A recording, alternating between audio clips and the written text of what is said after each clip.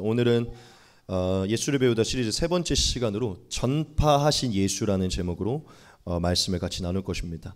오늘도 처음 방문하는 분이 있기 때문에 짧게 잠깐 설명을 드리면, 저희는 지금 예수를 배우다라는 시리즈를 통해서 말씀을 이어가고 있습니다. 이 시리즈의 목적은 예수님의 실제적인 삶의 모습을 조명하고 예수님의 실제적인 삶을 통해서 또한 우리가 따라야 하고 배워야 될 모습이 무엇인지 배워서 우리의 삶의 실제적인 적용점이 무엇인지를 배우고자 하는 것입니다. 좀 강조점은 예수님의 가르침보다는 예수님이 실제적으로 행하신 일로 인해 우리가 삶에서 따라야 되는 실제적인 교훈이 뭔지를 배우고 있는 것이죠.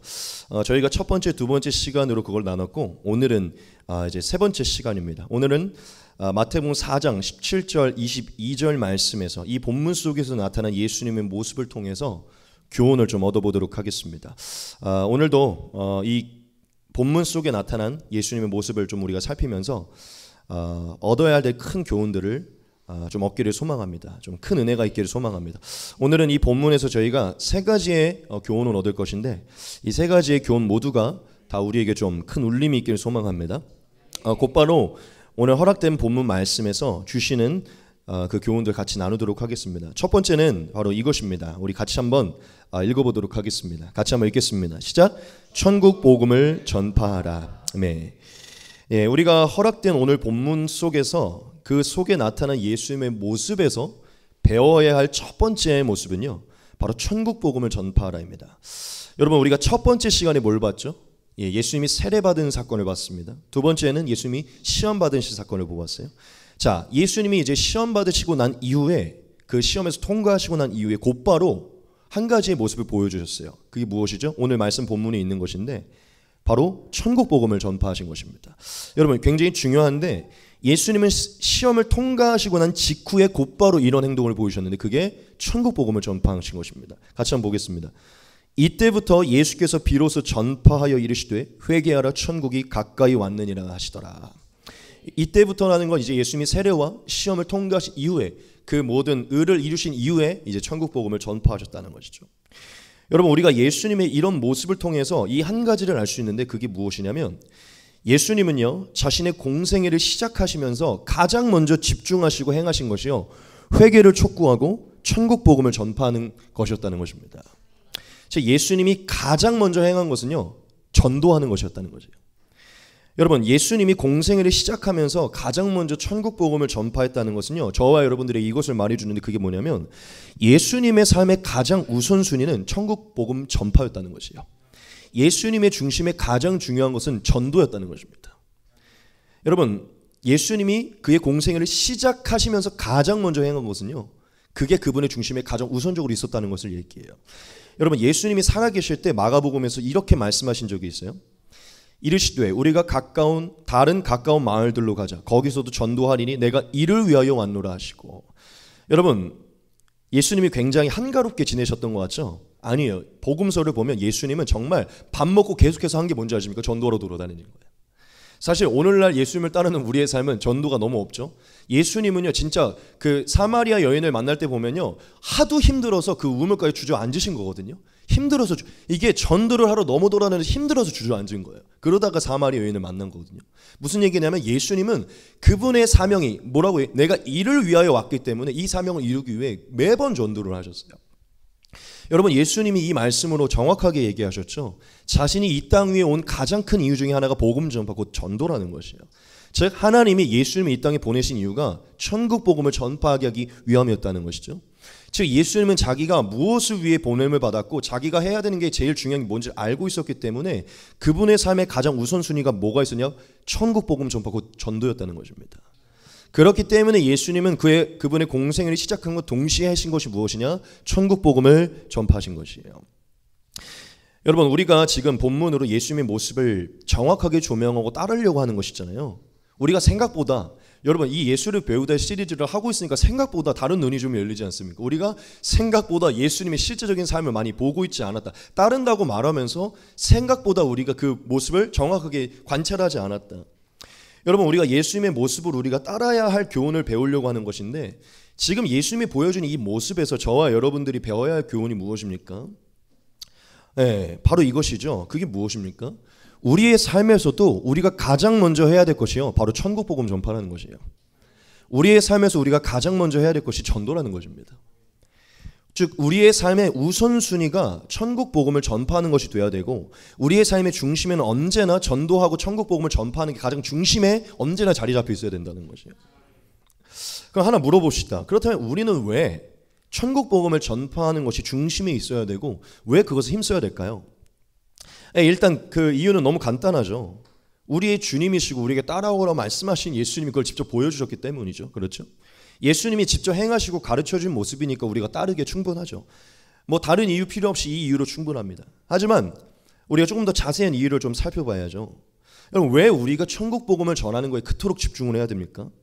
가장 중요한 이유가 무엇이냐면, 저와 여러분들이 지금 이 땅에 존재하도록 허락받은 이유가 복음 전파를 위함이기 때문이에요.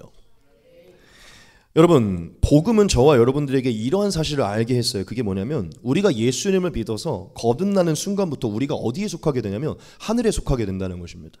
우리가 거듭나게 되는 순간 하늘에 속하고 하나님의 소유가 된다는 거예요. 우리는 우리 게 아니고 하나님의 것이 된다는 것이죠. 여러분, 그런데 우리가 거듭나는 순간 하늘에 속한 시민이 되고 하나님의 소유가 되는데, 신기한 게 뭐냐면 하나님은 자기의 소유가 된 백성들을 곧바로 천국으로 데려가지 않는다는 것이에요. 자신의 일을 위해 이 땅에 남겨두신다는 것이죠. 여러분, 이 남겨두신다는 것을 다르게 표현하면요, 하나님은 하늘에 속한 우리를요 다시 이 땅으로 하늘로부터 보내신다는 거예요. 지금 이해되십니까? 지금 저와 여러분들이 이 땅에 남겨져 있는 것은 사실 하늘로부터 보냄을 받았다는 뜻이라는 것이죠. 여러분, 예수님이 살아계실 때 제자들에게 분명하게 이렇게 말씀하셨어요. 한번 보겠습니다. 예수께서 또 이르시되 너희에게 평강이 있을지어다. 아버지께서 나를 보내신 것 같이 나도 너희를 보내노라. 이 말씀을 하시고 그들을 향하사 숨을 내쉬며 이르시되 성령을 받으라. 너희가 누구의 죄든지 사하면 사하여질 것이요 누구의 죄든지 그대로 두면 그대로 있으리라 하시니라. 여러분, 예수님은 자신의 제자들이 여전히 이 땅에 왜 살아가고 있고 남겨져 있는지를 분명하게 말씀해 주셨어요. 너희는 이제 너희를 위해 사는 게 아니라 내가 너희를 보낸 것이고 나를 위해 너희는 여기 존재하고 있는 것이다. 너희는 지금 이 땅 위에 그냥 남아있는 게 아니라 하늘로부터 보냄을 받은 것이다. 내가 너희를 이 땅에 보낸 것이다. 여러분, 그리스도인들이 지금 이 세상에 살고 있는 이유는요, 하늘로부터 파송됐기 때문이에요. 믿으십니까? 하나님의 일을 위해 파송받았기 때문이죠. 당연히 하나님 저와 여러분들에게 이 삶에서 아름다운 걸 누리도록 허락하셨죠. 꼭 일만을 위해서 남겨둔 건 아니시죠. 그런데 중심에는요, 하나님으로부터 그분의 사명을 위해 파송받은 이 핵심이 있다는 것입니다. 여러분, 그럼 하나님이 자신의 일을 위해서 우리를 파송하셨는데 그 하나님의 일의 중심이 무엇입니까? 영혼 구원이죠. 영혼 구원. 이 영혼 구원은 그럼 무엇입니까? 다르게 말하면 영혼 구원을 위해서 천국 복음을 전파하는 것이라는 것이에요. 마지막 한 영혼까지 구원을 받아서 가까이 온 천국이 마지막에 임할 때까지 전도하는 것, 그 마지막 날이 올 때까지 한 영혼을 전도하는 게 우리를 하늘로부터 파송하신 중심적인 이유라는 것이죠. 이것이 저와 여러분들이 이 땅에 살고 있는 이유이기 때문에 저와 여러분들의 삶에는 천국 복음을 전파하는 게 가장 우선순위에 있어야 된다는 것입니다. 저와 여러분, 지금 저와 여러분들이 이 땅에 보냄받았다는 것을 믿으십니까? 하나님이 예수님을 복음 전파를 위해 천국을 위해 보내셨던 것처럼 우리가 이제 하늘의 시민권이 되고 하늘에 속했지만 그 예수님이 다시 우리를 이 땅 위에 보내셨다는 것을 믿으세요? 여러분, 그 주재원들 그리고 대사관에서 일하는 사람들은 한국에서 보냄을 받은 사람들이에요. 거기서 그냥 안락하게 막 휴양을 즐기라고 보냄받은 게 아니라 이 한국에 있는 대사관에 일을 하기 위해 대사들로 보냄받은 거거든요. 여러분, 지금 우리가 여기에 살고 있는 게 하나님이 중증적으로 두고 있는 그 핵심을 위해 여기 남아있다는 것이죠. 지금 뭐 논술학원을 하기 위해, 캘리를 하기 위해서, 뭐 요양원을 하기 위해서, IT를 하기 위해서가 아니라 우리의 삶의 중심에는 여기에 복음을 전파하기 위한 사명으로 여기 남아있다는 것이죠. 하나님은 우리가 연봉을 잘 벌고 어떠한 우리의 직업에 우리의 커리어를 잘 이루었다고 우리를 천국에 데리고 가는 게 아니라 우리에게 맡겨진 그 사명을 다 이루면 데리고 가는 것입니다. 즉, 제가 여러분들에게 꼭 여러분들의 삶을 방해하려고 하는 건 아니지만 우리의 핵심을 발견하고 싶은 것이 우리가 지금 이 땅에 있는 게 보냄받았다는 것이죠. 그렇기 때문에 저와 여러분들은 이 땅 위에 하나님의 일을 위해 보냄받는 그 하나님의 일의 중심엔 영혼 구원을 위한 천국 복음 전파가 있기 때문에 저와 여러분들이 지금 이 땅 위에서 천국 복음 전파를 우리의 삶의 중심을 둬야 되는 이유는 너무나 분명하다는 것이죠. 그리고 더욱 자세히 이야기하면 이렇게까지 얘기할 수 있어요. 여러분, 예수님이 저와 여러분들을 이 세상에 보내신 것은요, 사실은 이제 예수님이 하시던 그 일을 이제 예수님이 하늘에 계시고 그분의 성령을 통해서 우리 안에서 우리를 통해서 예수님이 하시던 일을 이제 우리를 통해서 행하기 위함이에요. 예수님이 하시던 그 일을 이제는 당신의 제자들에게 성령을 부으셔서 제자를 통해서 하려고 우리를 보내셨다는 것이죠. 훨씬 더 효율적으로 행하시는 것이죠. 예수님이 육신에 갇혀 있을 때는 혼자서 행하시지만 지금은 아버지 우편에서 그분의 영을 부으셔서 다 그분의 생각과 그분의 마음과 그분의 은사로 충만하게 하셔서 예수님이 육신으로 행하셨던 그 일들은 이제 하나님의 육신이 하나님의 백성이 된 우리를 통해서 행하기 원하신다는 것이죠. 즉 그것을 위해 우리를 이 땅에 보내셨다는 것이죠. 근데 여러분, 예수님이 가장 중요하게 여겼던 게 무엇입니까? 천국 복음 전파라는 것이죠.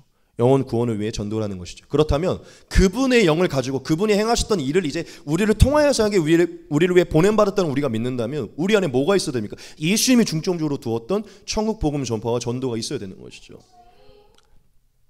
여하튼 저와 여러분들은 예수님이 하셨던 그 일들을 이제 그분이 우리에게 허락하신 그분의 성령으로 우리의 육신을 통하여 하기 위해 이 땅에 있다는 것입니다. 그러므로 저와 여러분들이 천국 복음을 전파해야 되는 것은요, 너무 분명한 얘기라는 것이죠. 사실 이런 어떤 이유와 상관없이 예수님이 보여주신 삶이기 때문에 우리에게 그것은 너무 중요하다는 것이죠. 여러분, 바울이 살아있을 때 골로새서 말씀에서 이런 얘기를 한 적이 있어요. 같이 보겠습니다. 나는 이제 너희를 위하여 받는 괴로움을 기뻐하고 그리스도의 남은 고난을 그의 몸된 교회를 위하여 내 육체에 채우노라. 아멘. 여러분, 바울은요, 자신 안에 예수님이 살고 계시고 자신 안에 예수님이 자신을 통해서 완성하기 위해 행하고자 하는 그 일들이 남아있기 때문에 예수님이 받았던 그 고난의 분량을 이제 내가 받기 위해서 내가 이제 내 육체를 통해 예수님이 받아야 하는 그 고난 이제 내가 내 육체를 통해 받겠다, 이렇게 고백한 거예요. 무엇이죠? 예수님이 하셨던 그 일은 내가 그대로 해서 그분의 일을 내가 완성하겠다는 것이죠. 왜냐? 그분이 내 안에서 그분의 일을 완성하고 계시니까. 즉 바울의 이 얘기는 뭐가 핵심이냐면 나는 나를 위해 살고 있지 않고 그리스도를 위해 살고 있고 내 삶은 그리스도의 남은 고난을 채우는 일을 위해 살고 있다는 것이죠. 즉 그것을 기뻐하고 그 고난을 내 몸된 교회를 위해 내가 채우겠다는, 즉 무슨 얘기입니까? 하나님의 일을 감당할 수 있는 것을 기뻐하고 그게 고난스럽지만 여전히 난 그걸 거듭 행하겠다는 것이에요. 그게 예수님이 날 이 땅에 보내시고 날 부르신 뜻이니까. 여러분, 우리가 우리의 삶에서 천국 복음을 전파하는 것을 가장 우선적으로 해야 되는 것은요, 저와 여러분들이 살아가는 이유이기 때문입니다. 하나님이 저와 여러분들 안에서 행하시려고 하는 사역의 중심이기 때문이요. 그리고 사실은 여러분 더 확실한 이유 하나가 있어요. 이거를 꼭 말씀드리기 원하는데, 여러분 꼭 제가 이렇게 말해야만 이 복음 전할 겁니까? 제가 꼭 이렇게 설교해야만 전도하시겠어요? 여러분, 천국 복음을 정말 믿고 천국 소망을 정말 갖는 사람이라면, 그리고 이 천국 복음이 우리 인생의 가장 큰 은혜이고 가장 큰 선물이고 우리가 영원히 기뻐할 만한 가장 큰 좋은 것임을 우리가 진짜 알고 있다면, 그게 진짜 우리 안에 샘솟고 있다면 이거 시켜야 하는 겁니까? 여러분, 정말 맛집이나 정말 좋은 거는요, 그냥 물어보지 않아도 알리시죠. 저와 여러분들 안에 정말 천국 복음이 있다면 여러분, 우리 안에 이거를, 이 좋은 것을 나누고자 하는 마음은요 그냥 생기는 거예요. 내 엄마에게, 내 아빠에게, 내 주변에게. 이게 안 생기는 건 지금 우리의 마음이 굳은 거예요. 여러분, 뭐 예수님이 보여줬기 때문에 뭐 우리가 보냄받았기, 이런 신학 떠나서 이게 정말 믿어지고 이게 정말 우리의 것이라면 심장이 뛰어야죠. 여러분, 어제 맛있었던 거 집에 가서 말하지 않습니까? 오늘 같이 식사하러 가는 선생님 말하지, 여기 가자, 너무 맛있어. 뭐 시사회에 있으면 얘기하고, 좋은 거 노윤서 봤어. 여러분, 예수님이 천국을 주셨다니까요. 우리가 영원히 산다니까요. 이게 진짜 믿어지면 그냥 전파하게 되어 있는 거예요. 여러분, 뭐가 더 필요합니까? 우리가 이걸 우리의 인생에 정말 가장 중요한 영원한 소망으로 본다면 이거 그냥 전하는 건 당연한 것이죠. 여러분, 저와 여러분들이 인생을 살면서 천국 복음을 전파를 가장 우선시해야 되고 우리의 중심이 가장 중심에 둬야 되는 것은요, 너무 뻔한 이유예요. 우리는 더 이상 핑계댈 수가 없습니다. 여러분, 예수님은 저와 여러분들이 오늘 말씀에서 그분의 공생의 시작과 함께 그분이 거기에 집중하시면서 우리가 우리의 인생에 무엇에 집중해야 되는지를 가르쳐 주셨어요. 여러분, 천국 복음 전파입니다. 저와 여러분들이 진짜 믿고 있는 복음에 대한 전도예요. 여러분 중에 아직 천국 복음에 대해 확신이 없는 분이 있습니까? 천국 복음 전파하는 것에 두려움이 있는 분이 있습니까? 그렇다면 이해를 해드리고 싶지만 꼭 실천하시오. 오늘부터 하나님의 성령을 구하시고 믿음을 달라고 기도하셔야 돼요. 틈이 나는 대로, 솔직히 말하면 죽기 살기로 지금부터 말씀을 보셔야 돼요. 제가 왜 그러냐면 아직도 여러분들이 예수를 믿었지만 천국 복음에 확신이 없고 전도라는 게 두렵다면요, 여러분 스스로도 아직 확신하지 못하면, 스스로도 전하지 못한다는 것은 이거는 본인의 믿음의 문제가 있는 것이에요. 즉 자신의 구원에 지금 문제가 있다는 것이죠. 제가 날카롭게 얘기하는 것은 본인이 아직 이걸 확신하지 못하면, 이 확신하는 바를 전하지 못할 만큼 이거에 대한 확신이 없다면요, 자신의 믿음을 돌아봐야 돼요. 여러분 이 믿음은요 구원과 연관이 있는 것입니다. 여러분 하나님의 영광스러운 복음이 내 인생에 가장 크게 들어와야 그곳에 내 삶을 드리는 게 아깝지가 않은 거예요. 이게 안 들어오니까 이 교회 다니는 자체도 힘든 것이거든요. 무슨 얘기입니까? 여러분 여전히 이 우리의 모든 인생을 사로잡는 천국 복음에 대해서도 우리가 아직 매료되지 않는다면 본인의 구원의 문제를 돌아봐야 돼요. 만약 여전히 천국 복음과 이것을 전파하는 게 두려움이 있다면요, 여러분 성령을 달라고 기도하시고 믿음을 달라고 기도하셔야 돼요. 그리고 이 천국의 복음과 예수님이 전파하는 진짜 소망이 무엇인지 알기 위해 말씀을 보셔야 돼요. 저는 조금 날카롭게 얘기하지만 만약 아직도 그 믿음이 교회에 다닌 것과 상관없이 우리 안에 확고하게 자리 잡히지 않다면 구원받지 못한 것일 수도 있어요. 저는 천국을 못 믿는다고 구원받지 않는다 이 얘기를 하고 싶은 게 아니면 근본적으로 돌아봐야 된다는 것이죠. 예수 안에서 내가 뭘 믿고 있고 내가 뭘 따르고 있는가, 뭘 소망하고 있고 뭘 전하려고 하는가 돌아봐야 된다는 것이죠. 그 믿음은 다른 믿음일 수 있다는 것이에요. 여러분 혹시 예수님을 믿은 지가 한참 됐는데 여전히 이게 믿어지지 않고 전도에 대한 어떤 이런 열기가 없다면요, 돌아보시고 다시 리셋하셔야 돼요. 예수님은 공생의 시작과 함께 복음을 전하셨죠. 여러분 복음 전파는요 참된 삶의 시작과 같아요. 이렇게 말하고 싶어요. 여러분 그리스도인이요 참된 삶을 시작하는 단계는요 저와 여러분들이 믿은 바를 정확하게 전하는 그 단계에 있는 것입니다. 내가 믿은 바를 정확하게 전할 수 있는 게 시작의 단계예요. 여러분 저는 이렇게 말하고 싶어요. 전도는요 마지막 단계가 아니라 시작 단계입니다. 이렇게까지 말하고 싶어요. 자신이 확실하게 믿고 알고 믿는 바를 전할 수 없다면요 그건 아직 새신자에 불과한 거예요. 아직 그것은 장성하다고 말할 수 없습니다. 여러분 뭔가를 가르칠 때 정확하게 알지 못하면 가르칠 수가 없어요. 그것은 그걸 자기가 모르고 있다는 것 같아요. 우리가 하나님의 복음과 그 복음에 대해서 전할 수 없고 가르칠 수 없고 내가 그걸 기쁘지 않다? 그럼 내가 아직 그걸 못 믿고 있는 거예요. 여러분 그것은요 교회를 오래 출석한 것과 상관없이 믿음의 분량이 적은 것입니다. 제가 아직도 어린아이의 수준에 머물러 있는 것이에요. 다시 한번 말합니다. 여러분 전도는 마지막 단계가 아니라 시작 단계예요. 예수님이 그것을 보여주셨어요. 그분의 삶의 시작과 전도를 시작하셨어요. 여러분 여러분들에게 뭔가 죄책감을 드리려고 하는 것도, 뭔가에 대해 여러분들이 책망하려고 하는 것은 아니지만 아직 우리가 복음 전파와 전도를 한마디도 해보지 못했다면 시작하지 않았다고 생각하셔야 됩니다. 시작하지 못하신 거예요. 무엇을 믿고 무엇을 전파해야 되는지 모르시는 것이고 여전히 어린아이같이 젖먹이의 수준에 있는 것입니다. 여러분 복음을 전하는 것은요 시작이에요. 이제 참된 그리스도인으로서 시작되는 단계예요. 저와 여러분들이 아직도 예수님이 우리에게 맡기신 그 사명, 그 길에 들어가지 못했다면 오늘 다시 여러분의 마음을 상기시키시고 뛰어가야 될 줄 믿습니다. 더 이상 어린아이의 수준에 머물러서는 안 되고 이건 시작에 불과하다. 저 여러분 혹 여전히 어려운 부분이 있다면 성령 충만함을 구하시고 믿음을 갖기를 기도하시고 성경을 가까이 하시기 바랍니다. 그리고 예수님이 보여주신 그 모습에 따라서 즐겁게 기쁘게 내가 정말 가장 맛있고 가장 크게 감명 깊은 것처럼 하나님의 천국 복음을 믿는 소망을 전파하신 저와 여러분 되시길 소망합니다.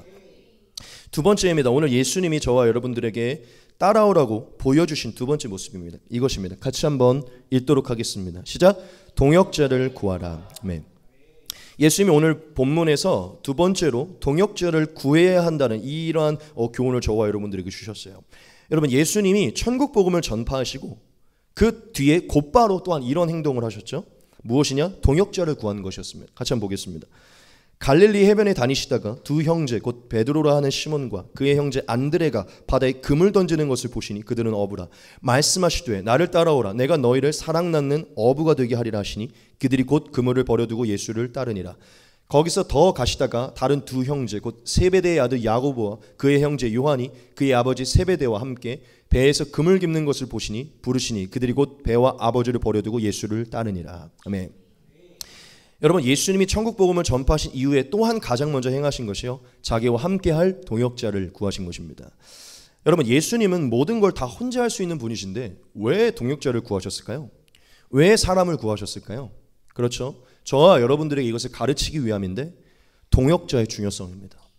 공동체의 중요성이에요.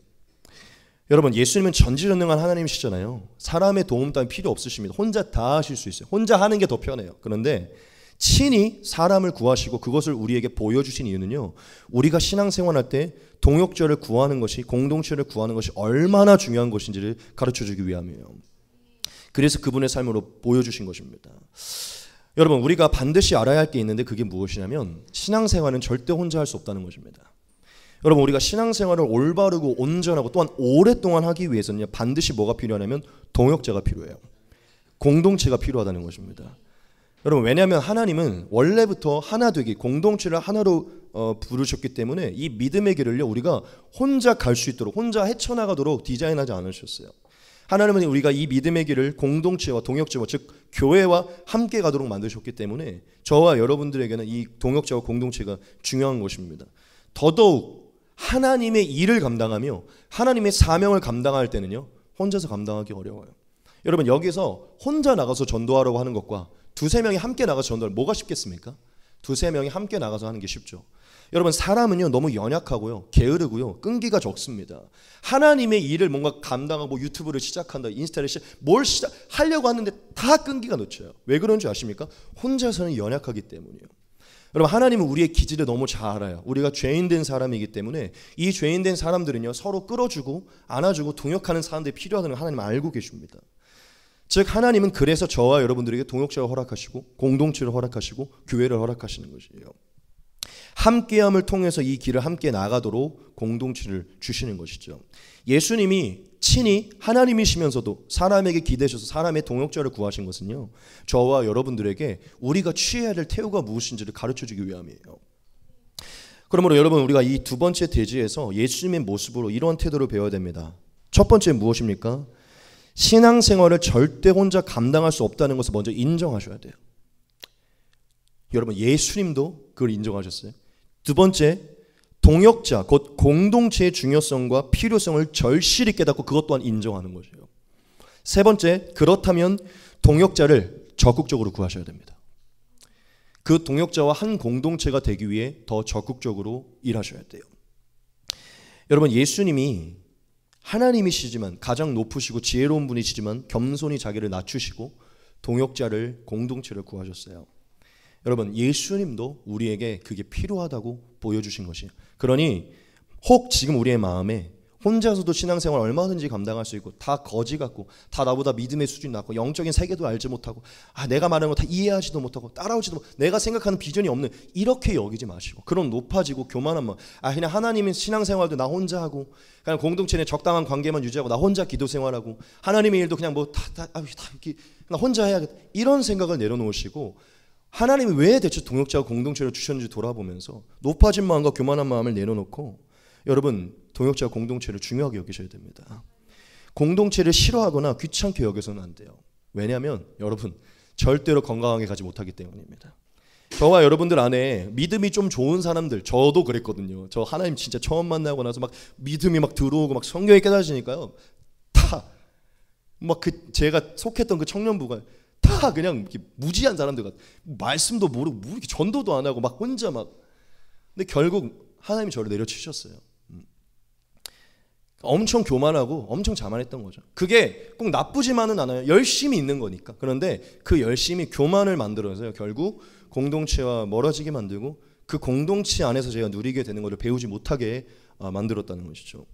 여러분, 하나님은 저와 여러분들에게 공동체를 귀하게 여기고 동역자를 귀하게 여기도록 우리를 보내신 거예요. 예수님이 친히 그 모습을 보여주신 것은 우리가 따라야 될 모습이기 때문에 보여주신 것이라는 것이죠. 여러분, 우리 개개인의 영성과 우리 교회의 공동체의 온전함을 위해서는요, 반드시 동역자가 필요합니다. 저는 지금 우리 바실레아 교회도 더 온전하게 서기 위해 더 많은 동역자가 필요하다고 믿어요. 여러분, 우리가 이것을 깨닫고 예수님이 보여주셨던 것처럼 적극적으로 다가가서 동역자를 구해야 됩니다. 그리고 한 공동체가 되도록 도모하셔야 돼요. 여러분, 우리가 오늘 예수님의 모습으로 우리 개인의 신앙과 교회의 신앙을 위해 동역자를 구하는 게 온전한 태도임을 좀 배우기를 소망합니다. 한 가지만 더 나눌게요. 이 부분에서 제가 이 말씀을 좀 보면서 우리가 지금보다 더욱 동역자에 대한 마음을 품고 더 적극적으로 동역자를 구해야 되는 이 모습을 생각할 때 어떻게 조금 더 실제로 적용할 수 있을까를 좀 생각을 해봤는데, 오늘 말씀에 좀 실질적인, 좀 너무 가벼운 부분일 수 있지만 예수님이 하셨던 모습이기 때문에 실질적인 부분이 있는 것 같아요. 적용점이 있어요. 오늘 말씀에 보면 첫 번째가 무엇이냐면요, 우리가 예수님의 모습으로 적용해야 될 것 첫 번째 무엇이냐면, 여러분, 주변에 있는 사람들을 구원하는 것입니다. 주변에 있는 사람들. 여러분, 제가 말씀을 깊게 묵상하면서 뭘 봤냐면, 예수님이 동역자를 구하실 때 원래 갈릴리에 사셨잖아요. 갈릴리에 사시면서 갑자기 가버나움이나 뭐 예루살렘에 가서 거기서 좀 더 괜찮은 삶을 구하지 않으시고 주변에 있는 동네 이웃으로 동역자를 구하셨어요. 보겠습니다. 갈릴리 해변에 다니시다가 두 형제 곧 베드로라 하는 시몬과 그의 형제 안드레가 바다에 그물 던지는 것을 보시니 그들은 어부라. 예수님은요, 그냥 허락된 그 장소, 그 주변 이웃에게 동역자를 요청했어요. 여러분, 저는 이것을 보면서 뭘 느꼈냐면, 우리가 동역자를 구할 때 먼 곳을 바라볼 필요가 없다는 것입니다. 우리의 주변에 있는 사람들을 귀하게 여기고 그들을 구해야 된다는 것이에요. 여러분, 하나님은 전 분명하게 믿음을 갖고 보는 자에게 하나님 그렇게 역사할 거로 믿는데, 지금 우리의 주변에 이미 동역자가 있습니다. 지금 이미 우리의 주변에 동역자는 충분해요. 어쩌면 우리가 교만하게서 그걸 못 보고 있거나 신경을 안 써서 못 보고 있을 수 있어요. 여러분, 그렇기 때문에 지금 저와 여러분 자신과 교회를 든든히 세우기에 동역자를 구하기 원한다면요, 먼 곳을 보지 마십시오. 수준 높은 어떤 사람을 그리지 마시고 지금 하나님이 우리의 삶의 반경에 허락된 사람들을 돌아보십시오. 동역자를 주변에서 찾아보시라는 것이죠. 그리고 그들을 초청하시라는 거죠. 두 번째는요, 우리가 적용해야 될 것은요, 그 동역자들을 관찰하는 것이에요. 관찰하는. 사실은 초청하기 이전에 관찰하는 것이에요. 여러분, 예수님이 제자들을 부르실 때 예수님이 이 제자들의 모습과 그 기질을 관찰하셨어요. 한번 볼까요? 갈릴리 해변에 다니시다가 두 형제 곧 베드로라는 시몬과 그의 형제 안드레가 바다에 그물 던지는 것을 보시니 그들은 어부라. 하나 더 볼게요. 거기서 더 가시다가 다른 두 형제 곧 세베대의 아들 야고보와 그의 형제 요한이 그의 아버지 세베대와 함께 배에서 그물 깁는 것을 보시고 부르시니. 여러분, 제가 노란색으로 해놨죠. 예수님이 시몬과 안드레를 부르실 때도 그들을 바라보시고 부르셨고, 야고보와 요한을 부르실 때도 그들을 보시고 부르셨어요. 여러분, 성경은 분명히 예수님이 그들을 바라보시고 바라보시고 부르셨다고 얘기해요. 여러분, 이것은요, 단순히 그냥 예수님이 지나가는 그 루트에, 그 트랙에 갑자기 그들이 있었기 때문에 우연찮게 보였기 때문에 부르셨다는 것을 의미하지 않아요. 어디 보면 그런 것 같죠. 그냥 주머니 손 넣고 가다가 보이네? 이렇게 부르신 것 같죠. 절대 그렇지 않습니다. 여러분, 예수님은요, 그들을 통해서 사람을 낚는 일을 시키길 원했어요. 즉 그들의 직업과 그들의 성향과 그들의 기질을 보고 그들을 부르신 것입니다. 여러분, 마태를 부르신 것, 무엇을 부르신 것 다 그냥 부르신 것이 아니라 그들을 필요에 맞게 부르신 것이에요. 그러면 여러분, 우리가 우리 자신과 교회 공동체의 힘이 되어줄 동역자를 필요성을 느끼고 그들을 구하려고 할 때요, 무엇을 해야 되냐면 그 요청할 자들을 관찰하셔야 됩니다. 그들이 어떤 사람인지, 어떤 믿음을 가지고 있고, 어떤 행위들이 있고, 어떠한 성향과 기질이 있고, 우리의 공동체와 우리의 팀 사역에 무엇이 맞을지를 관찰하셔야 돼요. 그리고 그 이후에 그들에게 초청해야 되는 것입니다. 마지막 세 번째입니다. 예수님이 보여주신 모습으로 우리가 적용해야 될 것은요, 적극적으로 먼저 말을 걸라는 것입니다. 여러분, 우리가 예수님의 모습을 보면 늘 한결같이 볼 수 있는 모습이 있어요. 그게 뭔지 아십니까? 예수님은 가장 권위 있고 높으신 분인데 늘 먼저 말을 거신다는 거예요. 교만하게 기다리지 않고 먼저 다가가서 말을 거신다는 것이죠. 말씀하시되 나를 따라오라. 내가 너희를 사람을 낚는 어부가 되게 하리라 하시니. 여러분, 우리가 예수님의 이 모습을 보면서 우리가 뭘 적용해야 되는지 알 수 있어요. 겸손한 마음을 가지셔야 되고 적극성을 가지셔야 됩니다. 누군가에게 먼저 연락이 오거나 할 때까지 기다려서는 안 돼요. 스스로 낮추고 먼저 말을 건네셔야 됩니다. 먼저 말을 걸면 지는 거야. 아유, 자존심 상해. 내가 왜 먼저 요청해야 돼? 먼저 말 걸 때까지, DM 보낼 때까지 기다릴 거야. 여러분, 그게 교만이에요. 그게 예수님이 보여준 모습이 아니라는 것이죠. 여러분, 필요하십니까?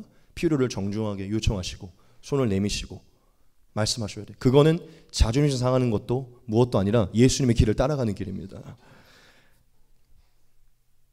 들으신 것 같죠? 저기서도 너무 피곤하신 것 같아서. 여러분, 적극성을 먼저 닮아서 요청하시고 적극적으로 말을 거시기 바랍니다. 신기하게 그때 우리 주변에 또 이렇게 왔던 친구들이 있던 것처럼 누군가가 신기하게 진짜 다가오게 될 거예요. 저와 여러분들이 먼저 말을 건넨다면. 여러분, 내가 말을 건넨다도 아니 하나님이 하시는 일이면 쉽게 오게 됩니다. 마치 그 나귀의 사건처럼. 여러분, 이 세 가지를 다 적용하시기 바랍니다. 이제 두 번째 대지 넘어갈 건데요. 여러분, 동역자와 공동체의 중요성을 깨달으시고 우리가 동역자를 구하기 위해 조금 더 적극적으로 노력해야 됨을 깨달으시기 바랍니다. 이미 주변에 많다면 그럴 수 있지만 사실 우리는요 지금 부족하잖아요. 저희 교회는 이제 막 시작해야 되는 단계니까요. 우리가 조금 더 동역자를 구하는 것에 대해 우리 스스로 더 일하리라는 어떤 마음을 가졌으면 좋겠습니다. 마지막 세 번째입니다. 같이 한번 읽겠습니다. 시작. 제자를 세우라. 아멘. 네, 마지막 예수님이 보여주신 교훈은요, 제자를 세우라예요. 여러분, 오늘 본문에서 예수님이 동역자를 부르셨는데 우리가 알아야 될 게 있죠. 그게 무엇이냐면 이들이 동역자는 맞지만 사실은 동역자가 되기 이전에 먼저 이들은 제자가 되었다는 것이죠. 즉 예수님은 이들을 먼저 부르실 때 뭘로 부르셨죠? 제자로 부르신 것이죠.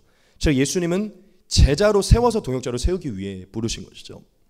즉 예수님은 자신의 삶으로 제자 삼는 삶에 집중하는 모습을 보여주셨어요. 이 말씀 다시 한번 봅시다. 왜 이렇게 됐죠? 말씀하시되 나를 따라오라 내가 너희를 사람을 낚는 어부가 되게 하리라 이렇게 말씀하셨어요. 분명하게 뭐죠? 내가 너희를 사람을 낚는 어부가 되게 만들 것이다 라고 말씀하신 것이죠. 여러분, 여기서 우리가 볼 수 있는 게 뭐냐면 예수님은 비천한 어부였던 이 제자들의 미래를 내다보고 있어요. 그들 자신도 알지 못하는 그 엄청난 미래를 예수님이 내다보고 있다는 것이죠. 즉 예수님은 비천한 어부였던 그들을 예수님과 가장 닮은 자들, 하나님의 형상에 가장 존귀한 자들로 세우려는 그 계획을 세우시고 내다보고 계신 거예요. 그리고 예수님 뭐라고 말씀하시죠? 내가 내다본 대로 그렇게 될 것이다. 내가 내다본 대로 그렇게 너를 만들 것이다. 여러분, 예수님이 지금 집중하고 있고 행하시는 일은 뭐냐면 그들을 성장시키는 일입니다. 예수님이 바라보고 있는 그 부분에 이들을 성장시킬 것에 예수님은 매진하고 있어요. 즉 예수님은 제자 삼는 것에 집중하고 있다는 것이죠. 여러분, 예수님이 동역자를 구하는 것과 함께 또한 집중하고 있었던 것은 무엇이냐면요, 하나님의 자녀들을, 즉 훈련이 필요한 영혼들을 훈련시키고 길러서 그들을 하나님의 아들의 위치로, 교회의 기둥들이 되는 위치로, 자신과 같은 일을 감당하는 사람들의 위치로 세우려는 그 양육의 일이에요. 제자 삼는 일입니다. 즉 예수님은 그러한 것에 집중하기 위해서 이 말씀을 하신 것이라는 것이죠. 사실 여기서 조금 다른 포인트인데 제가 말씀을 준비하면서 은혜가 돼서, 여러분 사실 이것은 지금 예수님이 우리에게 하고 있는 일인 줄 믿습니다. 하나님은 지금 우리가 보고 있지 못하는 일들을 보고 계시고 행하고 계세요. 믿으십니까? 이 포인트는 우리가 기억하고 넘어가시다. 우리도 알지 못하는 그 이상의 것을 예수님 보시고 내가 너희를 만들리라, 그렇게 되게 하리라. 할렐루야. 여하튼 예수님은 지금 우리에게도, 영혼들에게도 제자 삼는 일에 집중하고 계신다는 것이죠. 여러분, 우리가 이런 모습을 통해서 우리가 배우고 따라야 될 자세가 있는데 그게 무엇이냐면 우리도 예수님처럼 제자 삼는 일에 집중해야 된다는 것입니다. 여러분, 우리가 기억해야 될 것이 있는데 그게 무엇이냐면 우리가 부르심을 받은 것은 제자가 되기 위함도 있지만 또한 제자를 삼기 위함도 있어요. 저와 여러분들은 제자가 됨과 동시에 이제 성장한 장성한 분량에 이르러서 또한 다른 사람들을 제자로 삼기 위해 부르심을 받은 것입니다. 안 믿기시나요? 그럼 이 말씀을 어떻게 우리 한번 보겠습니다. 예수께서 나와 말씀하여 이르시되 하늘과 땅의 모든 권세를 내게 주셨으니 그러므로 너희는 가서 모든 민족을 제자로 삼아 아버지와 아들과 성령의 이름으로 세례를 베풀고 내가 너희에게 분부한 모든 것을 가르쳐 지키게 하라. 볼지어다 내가 세상 끝날까지 너희와 항상 함께 있으리라 하시니라. 아멘. 여러분, 이 말씀은 12 사도에게만 하신 말씀이 아니라 모든 크리스천들에게 하신 말씀이에요. 여러분, 예수님이 저와 여러분들에게 허락하신 사명은요, 제자가 됨과 동시에 제자를 삼는 것입니다. 우리의 어머니, 아버지, 내 동생, 우리의 가족, 우리의 공동체, 회사, 우리의 교회, 더 나아가 더 많은 선교의 지역, 나라들을 제자 삼는 일에 집중하기 위해 부르셨다는 것이죠. 그러므로 저와 여러분들은 예수님의 모습에서 뭘 따라야 되냐면 나도 제자 삼는 일에 집중해야겠다는 것을 배워야 돼요. 여러분, 우리가 나 하나만의 믿음을 지키고 나 하나 제자 되는 것만을 버거워하면서 거기에만 집중해서는 안 돼요. 당연히 그러한 시기가 있고 또한 그렇게밖에 흘러갈 수 없는 상황들이 있지만 그건 이해합니다. 하지만 그 시기가 지나고 그 상황이 지난다면 우리는 이제 다른 스텝을 위해서 전진해야 돼요. 여러분, 하나님은 저와 여러분들에게 열매를 맺게 하기 위해서 부르신 것입니다. 더 많은 열매를 맺는 성장한 제자가 되기 위해서 제자로 삼는 거예요. 그러니까 이렇게 얘기할 수 있어요. 제가 요즘 이런 비유를 많이 쓰는데 기획사에서 한 사람에게 투자를 해서 성장을 시켜서 아이들을 키우는 것은 이 아이들을 통해 다시금 열매를 맺기 위함이거든요. 이들이 자기네만 잘 돼서 지네들끼리 살라는 게 아니라 이 아이들을 잘 성장시키 이 회사에게 다시금 이득이 돼야 되기 때문이에요. 하나님이 우리를 성장시키시는 것은 이 사람을 통해서 또한 하나님이 행하시는 그 제자들이 더 양육되기를 원하는 것이죠. 여러분, 마치 남녀가 온전하게 성장하게 되면 그래서 온전한 성장에서 가정을 이루면 뭐가 일어나죠? 자녀가 잉태되게 되죠. 남녀가 온전하게 성장하면 자녀가 잉태되게 되어 있어요. 그리스도인들이 온전하게 성장하게 되면 자신의 주변에 잉태하게 되어 있어요. 생명들이, 영혼들이. 믿으십니까? 여러분, 하나님은 저와 여러분들을 장성한 분량으로 성장시키는 것은요, 영혼들을 잉태하고 제자 삼는 일로 부르시기 위함이에요. 그러므로 저와 여러분, 우리는 예수님과 같이 제자 삼는 일에 집중해야 될 줄 믿습니다. 이제껏 내가 알게 된 것들, 경험하게 된 것들, 성장하게 된 것들, 이것들을요 지금 나보다 더 연약한 자들에게 주고자, 헌신하고자, 썩어져서 열매를 맺고자 하는 그런 마음을 가져야 된다는 것이죠. 그러므로 오늘부터 저와 여러분들이 조금 더 힘썼으면 좋겠는 것은 예수님이 제자를 삼기 위해 집중하셨던 것처럼 우리가 주변 성도들을 좀 돌아보기를 원합니다. 그리고 주변 성도들의 모습에서 예수님이 바라봤던 것처럼 이 사람이 지금은 이 모습이지만 장차 저런 모습으로 변화되리라. 장차 정말 저런 모습으로 성장되리는 어떤 이 대상을 보면서 하나님의 행하실 일들을 바라보면서 이 대상을 향해 헌신하고 섬기는 일들을 우리가 감당해야 된다는 것이죠. 그 연약한 자들의 미래를 함께 꿈꾸고 함께 바라보면서 지원해야 된다는 것이죠. 그리고 또한 우리 교회 주변 성도들 떠나서 사실은 여러분 지금 여러분들 주변에 믿음은 있으나 방황하고 있는 자들이 있죠. 또는 혹은 아예 믿지 않는 자들이 있죠. 그들에게 적극적으로 찾아가셔서 그들의 미래를 바라보 하나님을 만나서 하나님 안에서 이루어질 미래를 바라보면서 그들에게 헌신과 섬김의 일들을 행하십시오. 여러분 성경 있으시잖아요. 그리고 책들도 많이 있으시잖아요. 여러분 목회자만 제자 삼는 게 아니에요. 여러분들이 여러분들의 삶에서 꼭 이 교회 성도가 아니어도 됩니다. 제자를 삼으셔야 돼요. 예수를 전파하시고 그들을 온전한 길로 인도하셔야 돼요. 얼마든지 여러분들을 통해 많은 영혼들이 거듭나고 회개하게 될 수 있습니다. 여러분들의 모습을 그게 뭐 인스타든지 어떤 글이든 무엇든지 여러분들의 영향을 받아서 제자로 세워지는 자들이 있을 것이라는 것이죠. 그러므로 여러분 하나님께 기도하시기 바랍니다. 이런 기도를 했으면 좋겠어요.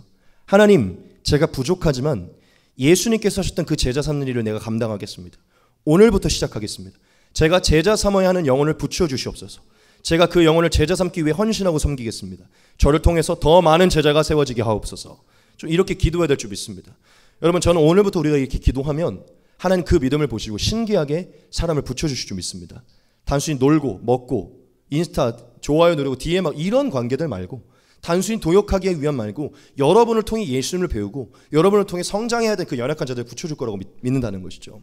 여러분 우리가 우리의 삶에만 집중하게 되면 하나님이 붙여주고 있어 나를 통해 영향을 받아야 돼. 그게 사실은 얼마 전에 만났던 에녹이죠. 사실은 에녹이가 이 캐나다 강남역에서 그 영상을 배우려고 한국에 나왔는데 공동체가 없어서 너무 죽어가고 있다. 우리 교회를 만나서 저를 만나서 이 교회 와서 완전히 회복이 되죠. 그리고 저를 여기도 마찬가지지만 되게 멘토같이 생겨서 지금 오히려 캐나다에 다시 들어오려고 하죠. 여러분 하나님이 여러분들이 그렇게 기도를 하고 깨어있다면 누가 지금 붙여줬고 내가 누구에게 해야 될지 여러분들에게 붙여주실 거예요. 당연히 여러분들의 삶이 바쁘는 건 알지만 그들에게 관심을 기울이시고 코멘트를 하시고 선물을 주시고 세우시고 그들을 더 교회로 예수님께 인도하도록 여러분들이 제자를 삼으셔야 된다는 것이죠. 여러분 다시 확실히 얘기하지만 기도하면 붙여주실 줄 믿습니다. 여러분들이 목회를 감당하게 되실 것이에요. 여러분 예수님은 그분의 삶 전체로 제자 삼는 일에 집중하셨죠. 여러분 기억합시다. 예수님은 자신 안에 있는 그 거룩한 것들, 존귀한 것들, 영광스러운 것들을요 자기만 갖고 있지 않았어요. 상대방에게 내어주고 심어주고 가르쳐주고 성장시키기 위해 죽기까지 썩어지도록 그들을 위해 내어주셨어요. 여러분 이제껏 좋은 것들 많이 구비하셨다면 내어주시기 바랍니다. 어쩌면 우리의 영이 죽어가는 것은요 전도를 하지 않고 있기 때문이고 적극적으로 우리가 하나님의 일들을 감당하고 있지 않기 때문에 단순히 교회 출석하는 이 정도 아침 저녁으로 큐티하고 출석하는 이 정도로만 우리가 하고 있어요. 그러니까 우리 안에서 뭔가 일을 더 해야 역도 그 정도의 시기인데 우리 안에 신용카드에 예를 들어 한 3천만 원 정도의 한도가 있는데 우리는 계속 한 10만 원씩만 긋고 있는 것이죠. 써야 되는 거를 진짜 누리지 못하고 있는 것이죠. 우리의 영혼의 윤활유가 부어지지 않는 건 어쩌면 우리가 해야 되는 일들에 너무 우리가 행하고 있지 않아서 그렇죠. 그러니까 우리가 영혼이 계속 공허해지는 것이죠. 예수님을 믿고 사는 게 그냥 이 정도인가? 예수님의 권능을 누리는 게 그냥 이 정도인가? 아니요, 여러분 우리가 보고 가면 더 많이 누려지게 될 줄 믿습니다. 이 정도는 없어요. 하나님 믿는 자에게 능치 못함 없고 한계가 없으십니다. 저와 여러분들이 더 무언가를 우리 안에 있는 이 영적인 능력을 더 활용하려고 우리가 더 바라보시고 더 행하시면 믿는 대로 되는 것이요. 하나님 거기에 더 왜냐 영혼을 구원하는 일인데 하나님이 역사하시지 않겠어요? 능력을 주시지 않겠냐는 것이죠. 여러분 안에 좋은 것들이 있습니까? 나눠주십시오. 나눠주면 나눠줄수록 여러분 안에 더 충만한 게 일어나게 될 줄 믿습니다. 여러분 마지막 세 번째 예수님이 제자 삼은 그 모습을 바라보면서 우리가 제자 삼는 일에 집중해야 됨을 더 이상 나 하나만이 아니라 교회를 세우고 영혼들을 세우는 일에 집중해야 됨을 깨달아야 될 줄 믿습니다. 오늘 제가 왜 이렇게 말이 좀 빠른지 잘 모르겠는데 잘 들리셨죠 여러분?